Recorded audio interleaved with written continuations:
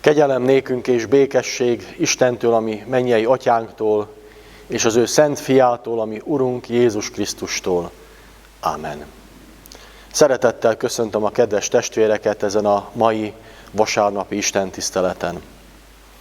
János evangéliuma a jó pásztort adja elénk, aki életét adja a juhokért. Ezt az igeszakaszt olvasom most fel hitünk erősítésére és lelkünk épülésére, úgy, ahogyan az írva található János evangéliuma 10. fejezetében, a 11-től a 16-ig terjedő verseket eképpen. Én vagyok a jó pásztor. A jó pásztor életét adja a juhokért. Aki béres és nem pásztor, akinek a juhok nem tulajdonai, az látva, hogy jön a farkas, elhagyja a juhokat, és elfut. A farkas pedig elragadja és szétkergeti őket. A béres azért fut el, mert csak béres, és nem törődik a juhokkal.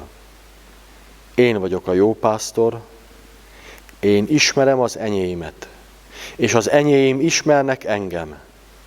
Ahogyan az Atya ismer engem, én is úgy ismerem az Atyát, és én életemet adom a juhokért. Más juhaim is vannak nekem, amelyek nem ebből az akolból valók. Azokat is vezetnem kell, és hallgatni fognak a hangomra. És akkor lesz egy nyáj, egy pásztor. Istennek szent lelke tegye a mi szívünkben is áldottá és gyümölcsözővé a felolvasott igéket. Gyertek testvéreim, csendesedjünk el és imádkozzunk. Örökkévaló Istenünk, Atyánk a Jézus Krisztusban, hálát adunk neked, hogy ismét együtt lehetünk a te igéd körül, hogy megtartottad az életünket, hogy fölöttünk tartottad a te atyai kezedet. Köszönjük, hogy most úgy jöhetünk hozzád, mint a te nyájad, akikre odafigyelsz, és akiket te friss legelőkre és friss vizekhez vezetsz. Te látod, Urunk, hogy milyen nagy szükségünk van a lelki táplálékra, a biztatásra, az útmutatásra. Milyen nagy szükségünk van arra, hogy atyai szavaddal, ha kell, megints bennünket, ha kell, biztatásoddal fordulj felénk. Ezért kérünk téged, jöjj közel hozzánk a te igéddel, és igéd előtt nyisd meg a mi szívünket és a mi értelmünket.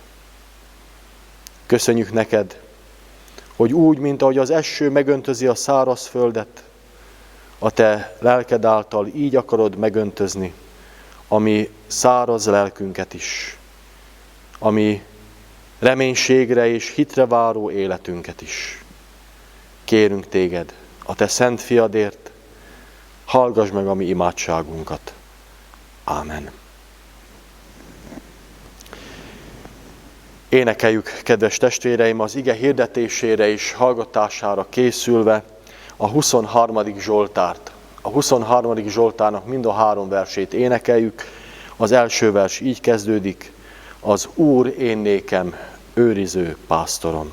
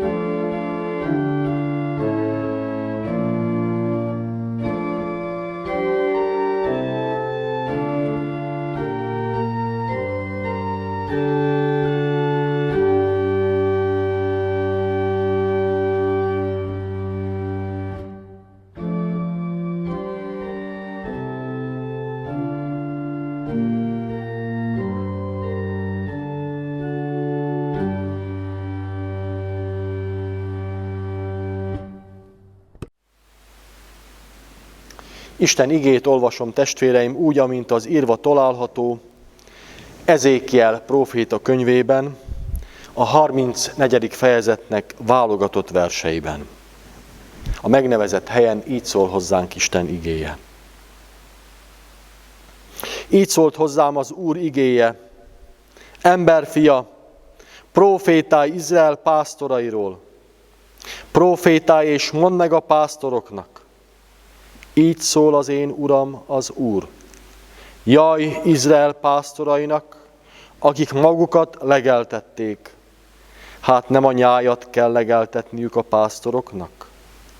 A tejet megittátok, a gyapjúval ruházkodtatok, a kövérjét levágtátok, de a nyájat nem legeltettétek. A gyengét nem erősítettétek, a beteget nem gyógyítottátok, a sérültet nem kötöztétek be, az eltévedtet nem tereltétek vissza, és az elveszettet nem kerestétek meg, hanem erőszakosan és kegyetlenül uralkodtatok rajtuk. Így szól az én Uram, az Úr. Én most a pásztorok ellen fordulok, és számon kérem tőlük a nyájamat. Gondoskodom róla, hogy ne ők legeltessék a nyájat, magukat sem fogják többé legeltetni a pásztorok. Kiragadom szájukból juhaimat, és többé nem esznek belőlük. Mert így szól az én Uram, az Úr, majd én magam keresem meg juhaimat, és én viselem gondjukat. Ahogyan a pásztor gondját viseli a nyájnak, amikor ott áll juhai között, amelyek szét voltak szóródva, úgy viselem gondját juhaimnak. Kiszabadítom őket minden ünnen, ahová csak szétszóródtak egy felhős és borús napon. Én legeltetem juhaimat, és én keresek nekik pihenőhelyet. Így szól az én Uram, az Úr. Az elveszettet megkeresem, az eltévedtet visszaterelem, a sérültet bekötözöm, a gyengét erősítem, a kövérre és az erősre vigyázok, úgy terelgetem őket, ahogy kell. Mert ti az én juhaim, az én legelőm nyája vagytok. Emberek vagytok, én pedig istenetek. Így szól az én Uram, az Úr.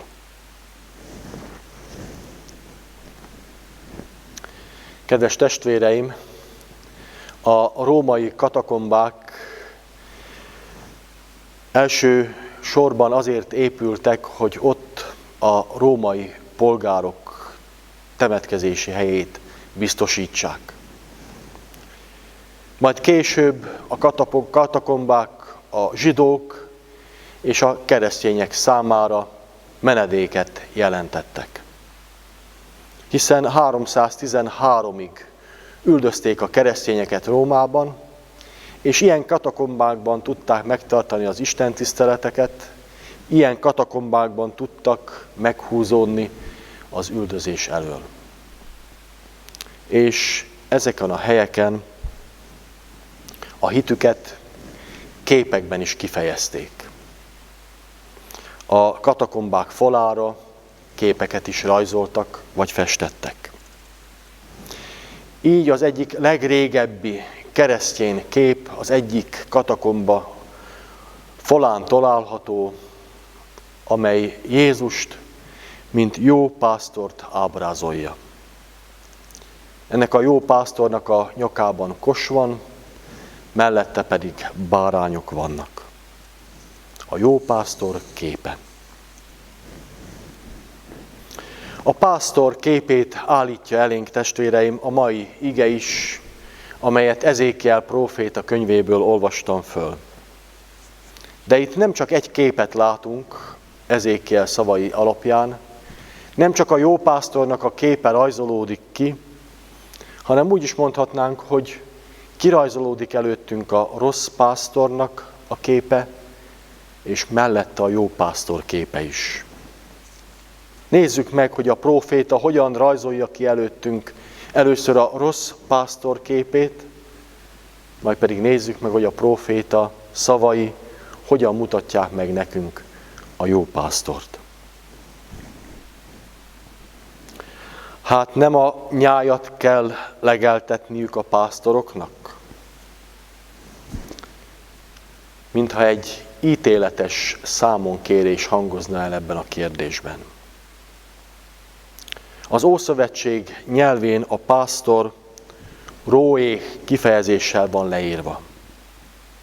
Bár ez maga a pásztor, a nyáj pásztora, ezt jelenti, de jelenti ez azt is, aki a nép élén van. Jelenti ez a kifejezés azokat is, akik felelősséget viselnek. Kisebb vagy nagyobb vezetőkként ott állnak a nép előtt.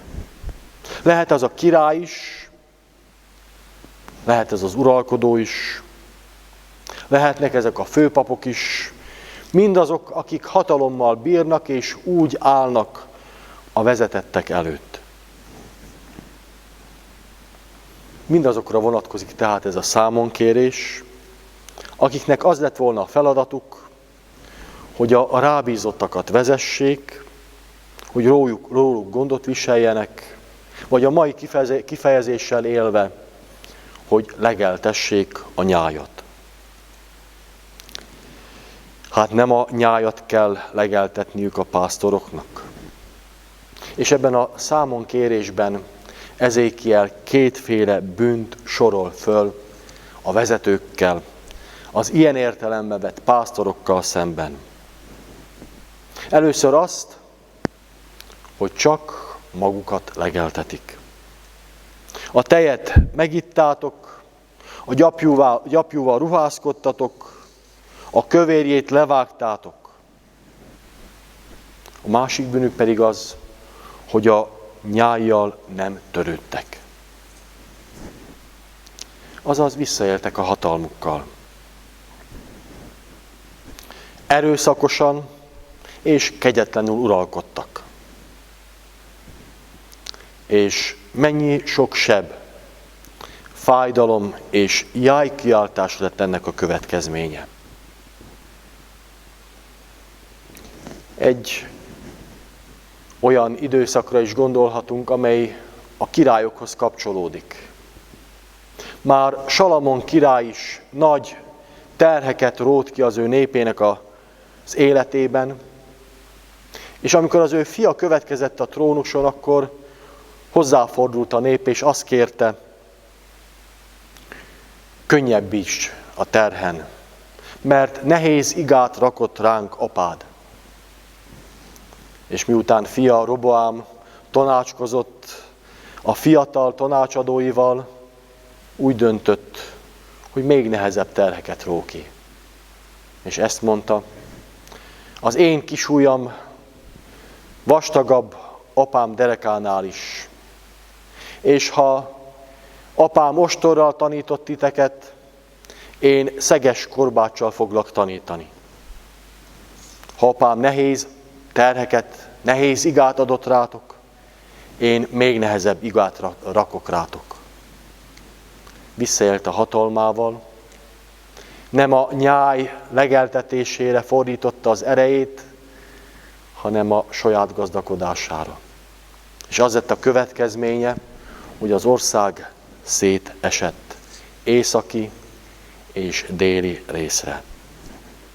Igen, nem csak egy király, nem csak egy uralkodó, hanem az uralkodóknak és a királyoknak a sorát lehetne említeni, akikre vonatkozik Ezékiel prófétának ez a számon kérő mondata, hát nem a nyájat kell legeltetniük a pásztoroknak. És ez nem csak Krisztus erőtre vonatkozik, testvéreim. Nem csak arra az időszakra, amikor a próféták éltek, vagy amikor az Izrael királyai uralkodtak. A napokban emlékeztünk meg a felvidékről kitelepítettekről, akiket az akkor hatalmon lévők megfosztottak otthonuktól, vagyonuktól, és elűzték őket szülőföldjükről. Hát nem a nyájat kellett volna legeltetniük a pásztoroknak. és hasonlóképpen a napokban emlékeztek meg Magyarországon és a világon is a holokauszt emléknapjára. Ezékkel szava mennyire aktuális, erőszakosan és kegyetlenül uralkodtatok rajtuk. De nem csak diktatúrákat és diktátorokat lehet említeni, hanem sok családot is. Hiszen ahol a gyermekek és a hitvestársak el kell, hogy szenvedjék a családfő hatalmával való visszaélést, az erejének és az ő hatalmának a visszaélését, azokra is vonatkozik a prófétának a számonkérése.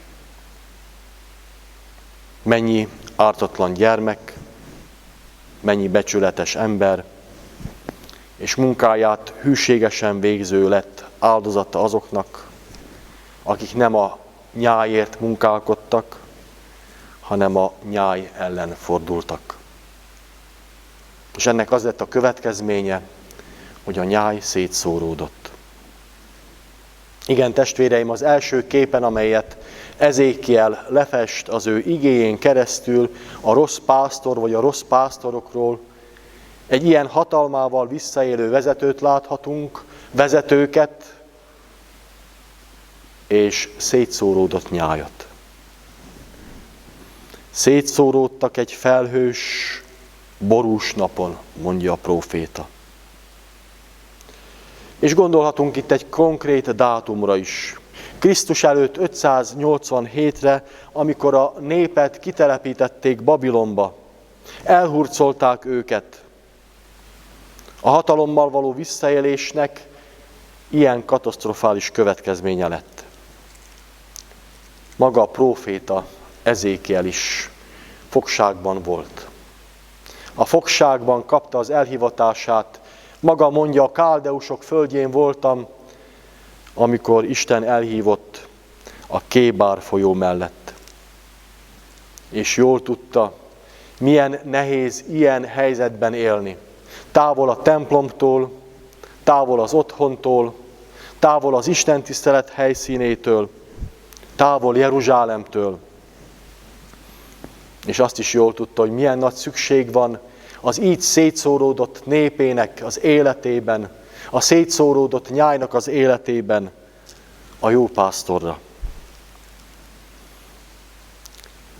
Ismerjük az idézetet, mikor másunk nem volt, csak Könny és Zsoltár, otthont keresve, hajlékunk te voltál. A magyar ének sokszor a népünk életéből is felhoz ilyen időszakokat, amikor az ellenség kezének súlya alatt nem maradt más, csak Könny és Zsoltár. És így lett hajlékunk az Isten. És ezt élte át a Babilonba kitelepített nép is. Babilon folyói mellett Könny és Zsoltár maradt. Milyen nagy szükség van ilyenkor a pásztorra, a vezetőre, aki összefogja az ő népét a szétszóródásban. Most már hónapok óta olyan időszakot élünk, amikor valamennyire beleérezhetünk azoknak a sorsába, életébe, akiket így kitelepítettek. Mint Isten ószövetségi népének az életébe is. Nem volt templom, nem volt találkozás, nem állhattunk meg az úrasztala mellett, hogy együtt vagyunk úrvacsorát. Mindent csak az elektronikus berendezés segítségével tudtunk valamilyen formában megtartani. És mennyivel másabb az, amikor Jeruzsálemet képen látja az ember, képen látja az ő népe, vagy amikor ott lehet a templomban, Jeruzsálemben. Milyen nagy különbség az, amikor itt a templomban helyet foglalunk, és úgy dicsérjük az Istent, vagy amikor csak otthonunkból hang és kép segítségével tudunk bekapcsolódni az Isten tiszteleti közösségbe. Így látjuk hát, testvéreim, az első képet, amit Ezékiel próféta elénk ad. A másik képen a próféta a jó pásztort ábrázolja.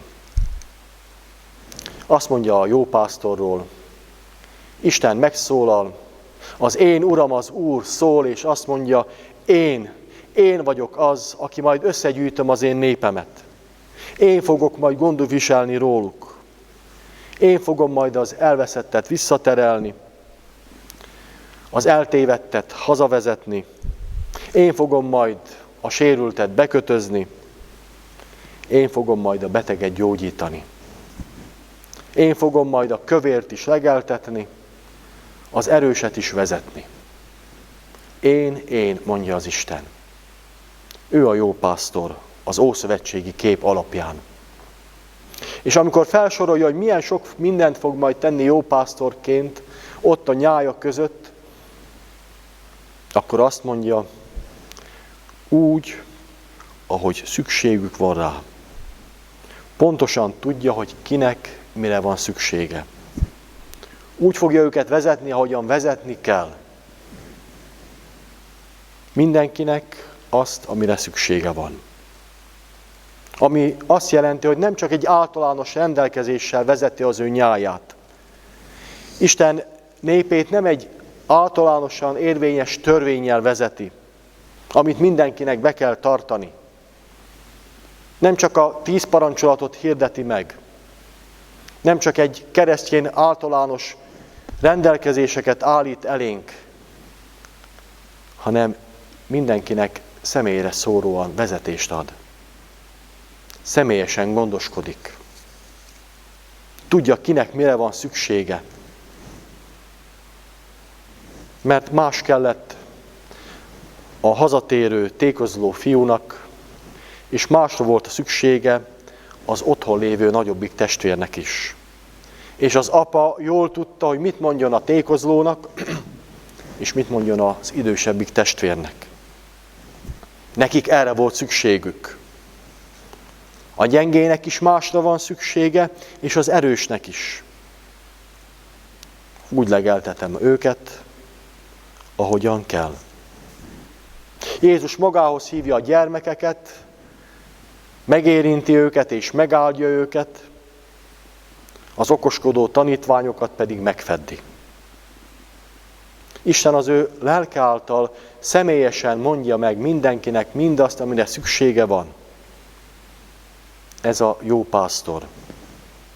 Ő így viseli gondját a nyájnak. Testvéreim, Ezékiel prófét ezt a 2 képet festi elénk, de amikor befejezi az ő igéjét, az ő prédikációját, akkor azt a prédikációt, a felolvasott igét így fejezi be. Emberek vagytok, én pedig Istenetek. És ennek a rövid mondatnak az alapján egy harmadik képet is szeretnék a testvérek elé tárni. Mi emberek vagyunk, ő pedig a mi Istenünk. És ezen a harmadik képen azt láthatjuk meg, hogy milyen a mi Istenünk, milyen ez a jó pásztor. És ezen a harmadik képen az Isten bárányát láthatjuk. Mert a jó pásztor bárány lesz. Isten báránya lesz. Aki bárányként kell, hogy megtapasztalja először is azt, hogy a vezetők, a rossz pásztorok mennyire vissza tudnak élni a hatalmukkal. Abban az időben Annás volt a főpap hosszú ideig. Nagy tekintélyű, hatalmas vezetője volt, lelki vezetője a népnek. Talán ő bírt a legnagyobb autoritással, amikor Jézus itt élt, és Galilea utcáin járt, vagy amikor elment Jeruzsálembe. Annást követően mind az 5 fia főpap lett. Majd akkor, amikor Jézus Jeruzsálembe ment, amikor elítélték, akkor Annásnak a veje, Kajafás volt a főpap. És mennyire visszaéltek a hatalmukkal. és mindannyian mennyire várták, kérték és követelték, feszítsd meg. És így lett a jó pásztor Isten bárányává. És azt is megtapasztalta Jézus, amikor Pilátus visszaélt a hatalmával. Mert a jó ellen fordult, a rosszat pedig Barabbás szabadon bocsátotta. Bár próbálta tisztázni magát és kezeit mosni, de tudjuk, hogy a víz nem mossa le a bűnt. Csak Krisztus vére tudja lemosni a bűnöket. És így lett a jó pásztorból Isten báránya, akit keresztre feszítettek, aki feláldozta magát, de akit Isten kihozott a sírból, kihozott a halálból, mint a juhok nagy pásztorát. És ő a mi pásztorunk. Ő a mi jó pásztorunk, aki életét adta a nyájért, a juhokért. Értünk, azokért, akiknek szükségük van arra, hogy visszaterelje őket. Akiknek arra van szüksége, hogy bekötözze a sebeit. Akiknek arra van szüksége, hogy legelőre vezesse őket. Akiknek arra van szüksége, hogy megerősítse őket. Ő jól tudja, kinek mire van szüksége. Hiszen maga is bárány lett, közénk jött, emberré lett, és kereszten halt meg. Ő a mi jó pásztorunk. Íme, kedves testvéreim, így áll előttünk mind a három kép. Az első képen Ezékiel próféta által a rossz pásztor és a rossz vezetőknek a képe, akik visszaéltek hatalmukkal, majd pedig a jó pásztor képe, aki megkeresi az ő nyáját, és így áll előttünk Jézus képe is, aki maga is bárány lett, hogy ő legyen a mi jó pásztorunk. Hálát adunk Istennek, hogy most is elvezetett bennünket a friss vizekhez és a csendes legelőkhöz. Oda, ahol ennünk adott, lelki táplálékot adott. Mindenkinek azt, amire szüksége van, és szüksége lesz. Ámen. Csendesedjünk el és imádkozzunk. Köszönjük neked, Istenünk, hogy elénk adod a próféta által a te figyelmeztető szavadat, a te számonkérésedet, hiszen számon kéred a vezetőket, a mindenkori vezetőket, ott vannak a nyáj mellett. Urunk, olyan sokszor kellett megtapasztalni népünknek, amikor a vezetők, a hatalmon lévők visszaéltek a hatalmukkal. Amikor kitelepítették az itt lévőket. Amikor ártatlan gyermekek és idősek kellett, hogy elhagyják otthonukat. Vagy amikor életükkel fizettek azok, akiknek nehéz és súlyos terheket raktak az nyakába, vagy akiknek kioltották az életüket.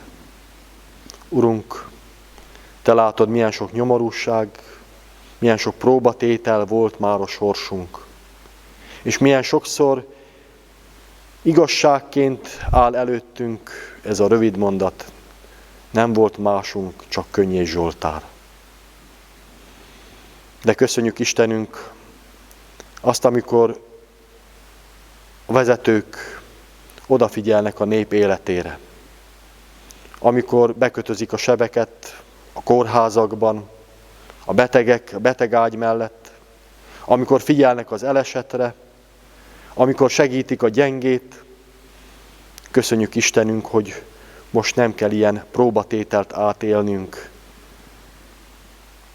de kérünk téged, adj nekünk reménységet és hitet, hogy mindvégig kitartsunk melletted, a jó pásztor mellett. Hiszen te Jézus Krisztusban eljöttél, és jó pásztorként vezeted a te népedet. Pontosan tudod mindannyiunkra nézve, mire van szükségünk. mi van a szívünkben, mi nyomja a lelkünket. Hisszük, Urunk, hogy Te azt adott számunkra, ami szükségünk van a Te lelked által. Hiszen Te megváltottad a Te népedet. Krisztusban megvásároltál bennünket az ördög hatalmából, és mi a Tieid vagyunk. A Te nyájad és a Te legelőnnek népe. Kérünk, legeltes bennünket az igazsággal, a Te szent igéddel. Köszönjük neked, Istenünk, hogy meghallgatod a mi imádságunkat, amikor Jézus Krisztus nevében leborulunk előtted. Ámen. Mi atyánk, ki vagy a mennyekben, szenteltessék meg a Te neved, jöjjön el a Te országod, legyen meg a Te akaratod, mint a mennyben, úgy itt a földön is. Ami mindennapi kenyerünket add meg nékünk ma, és bocsáss meg a mi vétkeinket, miképpen mi is megbocsátunk azoknak, akik ellenünk vétkeztek. És ne vigy minket kísértésbe, de szabadíts meg minket a gonosztól, mert Tiéd az ország, a hatalom és a dicsőség mind örökké. Ámen. Mindezeknek utána az Atyának kegyelme, a Fiúnak szeretete és a Szentléleknek közössége maradjon mindannyiunkkal. Ámen. Befejezésül, testvéreim, a 229. dicséret mindhárom versét énekeljük. A 229. dicséret első verse így kezdődik: Hű pásztorunk, vezesd a te árva nyájadat.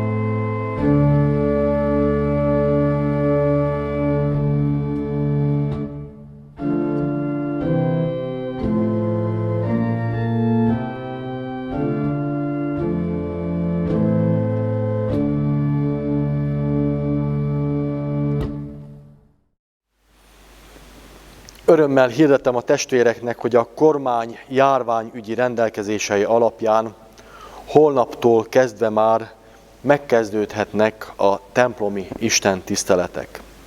A templomi istentiszteleteket a következő feltételek mellett tudjuk megtartani. Szükségünk van érvényes negatív vírustesztre, vagy a 2 adagos beoltottságról szóló igazolás, illetve a víruson való átesésről szóló 3 hónapra belüli orvosi igazolásra. Továbbra is az FFP2-es arcmaszkot kell viselnünk az istentiszteleteken is, és a belépéskor szükséges a kézfertőtlenítés.